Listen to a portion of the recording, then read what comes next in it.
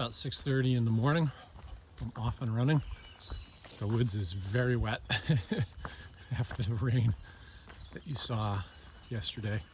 3 more people came into camp, at least 3 more after I did. They came in the deluge and they were very wet.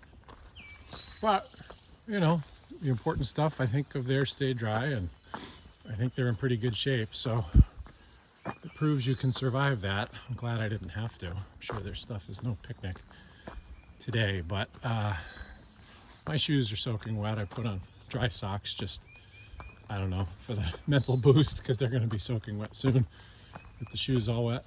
But it's really not bad. Clothes are dry, slept dry, all that kind of stuff. So today I'm going to be doing the roller coaster, which is the 14 up and down peaks in rapid succession. So it's probably going to be a pretty grueling day. They're not real high. I think they're, I don't know, 300 or 400 or 500 feet apiece, but with so many of them, it should add up to a good aerobic exercise day. And today, very soon actually, I should hit 1,000 miles. So I'm psyched for that. And then tomorrow will be a Nero in Harper's Ferry. Alrighty then. Well, that's pretty cool. I'm at the 1,000-mile mark. Another 1,200-ish to go. There's probably not going to be a whole ton of video today, because I think they're overselling this whole section of trail by calling it the roller coaster. It's just, I would call this boring section of trail that rambles up and down with no views. So that's a pretty honest assessment of it. You know, it's like calling a basement apartment a garden apartment. Hey, it's the roller coaster. Anyway, it's kind of dull. It's a lot down in these, what they call hollows or gullies, and then up to, I won't call them peaks, but high points, and then down again. Anyway, turns out it's going to rain this afternoon, rain tomorrow. I don't think I put that in the video yet. I was really surprised when I turned on my 4G and figured that out. It's a bummer.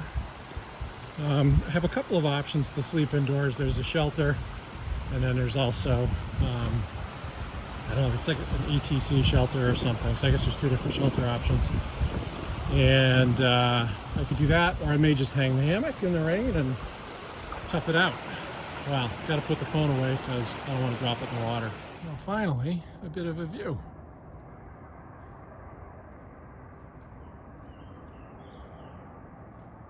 Looks like the sky is still reasonably clear, even though it's hazy.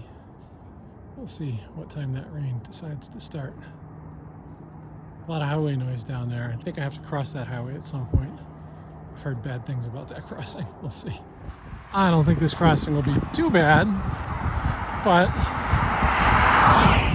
there are some fast cars awfully close by.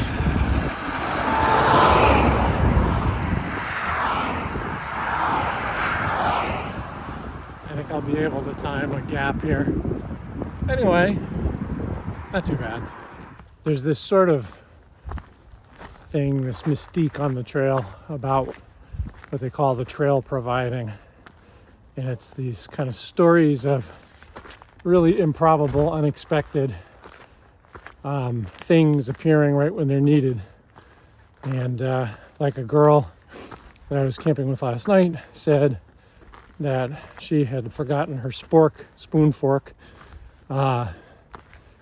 and like a mile from camp after forgetting it, there on the trail side was a fully sealed brand new fork that she was able to use. And then last night I had hung up my rain jacket to dry, and this morning got all ready to leave and forgot it, and was just getting ready to leave camp and thought maybe I should put it on, and realized I didn't have it. So I did not forget it, but just a little bit back, I just passed a nice looking rain jacket sitting on a rock, just sitting there waiting to be claimed by somebody. And I have to say, if I had forgotten my rain jacket, I might be really believing in this whole magic of the trail providing, because it just seems uncanny, and it does seem to happen a lot. There's a lot of stories, but I'm not a huge believer. But who knows? All right, got another view. Kind of a cool house up there. I bet the view from that place is amazing. You can see down the valley.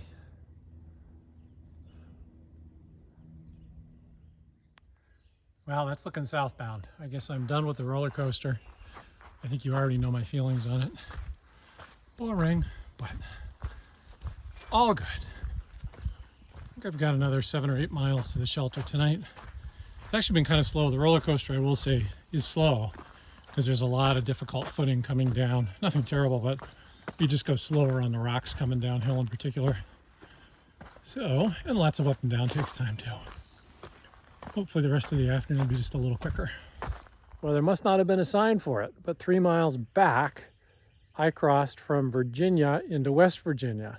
So I am done with Virginia. Woo! That's been a long haul. And a lot of fun, some cool stuff. Going back to Grayson Highlands and Roan Highlands and the whole Blue Ridge Mountains, and then going through the Shenandoahs. It's been a lot of fun. But I can't say that I'm sorry to be moving along. It's good stuff. Sort of an interesting area, all these dead trees. I'm wondering if it's like a blight or something. It doesn't look like a fire. So I'm wondering if they're all one kind of tree and something has got them.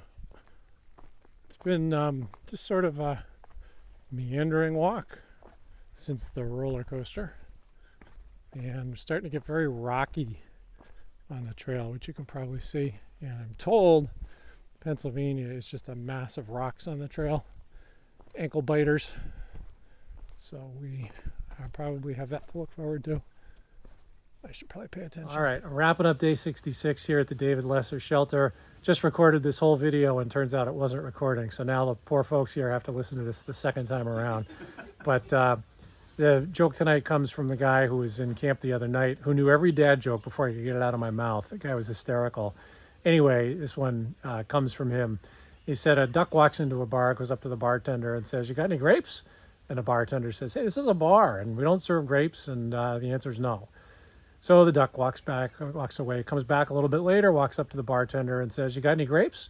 And the bartender says, "No, I told you this is a bar and I'm a bartender and we don't serve grapes. Go away." A little bit later, the duck comes back, goes up to the bartender, says, "You got any grapes?" And the bartender says, "Look, I've had it with you. I've told you before.